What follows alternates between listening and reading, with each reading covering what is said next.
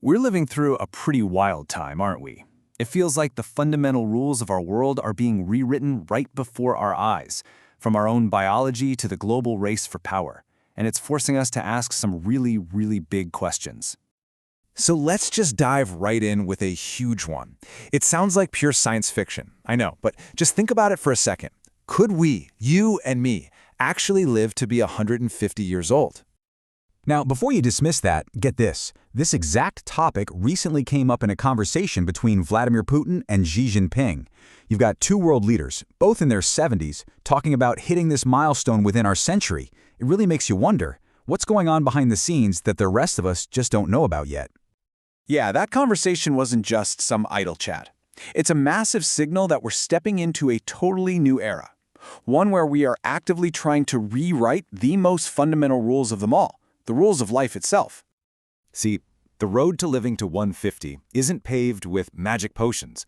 It's being built, piece by incredible piece, with science that's happening right now. We're already tracking our personal biomarkers constantly. We're learning to 3D print organs. We can grow skin in a lab. And yeah, we're even developing brain chips to control new body parts. When you start connecting those dots over the next few decades, it starts to feel less like an if and a lot more like a when.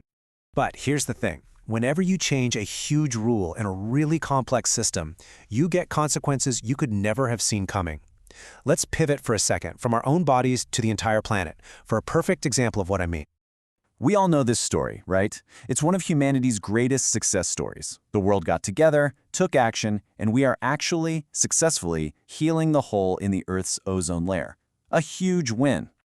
And this is where the story takes an absolutely mind-bending turn. According to a new computer simulation, that very success, healing the ozone layer, could be responsible for up to a 40% increase in global warming by 2050.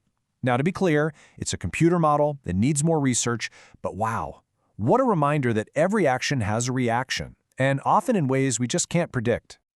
So this principle, this idea of a domino effect where changing one thing causes massive, unforeseen ripple effects, it's not just true for our climate. It is the exact same force driving the next global battlefield where all the rules are being torn up. The race for silicon supremacy.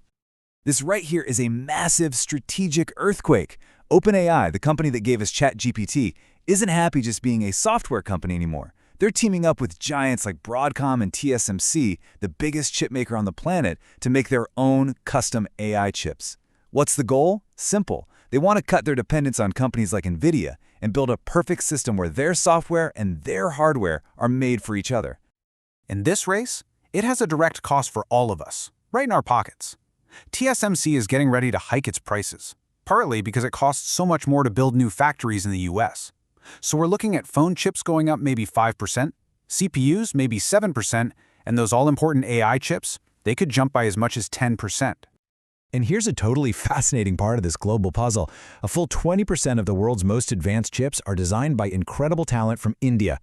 They are literally the architects of our digital world, but it creates this national paradox. They have the brains to design the chips, but they don't have the high-end factories to actually build them at scale.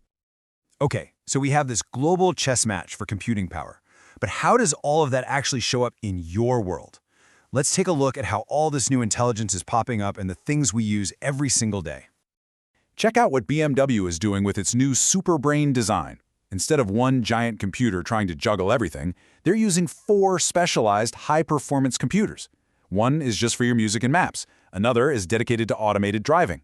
A third handles the feel of the car, and a fourth takes care of things like the air conditioning.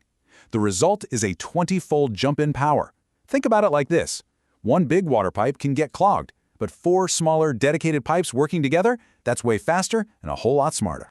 And this intelligence is coming right into our living rooms. The new Dolby Vision 2 tech uses your TV's sensors and AI to actually look at the light in your room and adjust the picture frame by frame. The goal is to give you that perfect image whether you're watching in a bright, sunny room or a dark one for movie now. But this creates a really interesting artistic debate. What happens when the AI decides a scene that the director meant to be blurry should be sharpened? Or when it corrects a specific color choice because of the lamp in your room? Are you still watching the director's art, or are you watching an AI's interpretation of it? You know, that tension between a machine improving something And what a human actually intended, that gets at a much bigger truth. For all of this incredible progress we're seeing everywhere, there's always a price. There's always a trade-off we have to think about. Sometimes that trade-off is just about convenience. I mean, a lot of us use family plans for things like YouTube Premium, right? Sharing it between home and the office or with family. Well, now YouTube is starting to enforce a single home address, which makes that kind of easy sharing a lot harder. It's a small thing, but it shows how the rules of what we own digitally are getting tighter. And then sometimes the trade-off is way more complex, and it gets right into safety and privacy. There's a new feature in ChatGPT that can alert parents if their teenage kid is having conversations that sound like they're in distress. Now, on the one hand, that's a potentially life-saving safety tool. But on the other hand, it means the AI is monitoring very private conversations. And that gets to this fundamental contradiction we're all living with. Tech companies love to talk about security and privacy, about end-to-end encryption. But at the same time, if you read the fine print, they say that if you type something they think is dangerous, they have the right to read your private chats and report you to the police. So you see the problem. Those two promises can't always exist at the same time. Which kind of leaves us with this one big final thought. From trying to live longer, to trying to heal our planet, to building these super intelligent machines that connect our families, we are changing everything. And the question we have to keep asking ourselves is this. While we're so busy rewriting all the old rules, what new rules are we accidentally creating for ourselves?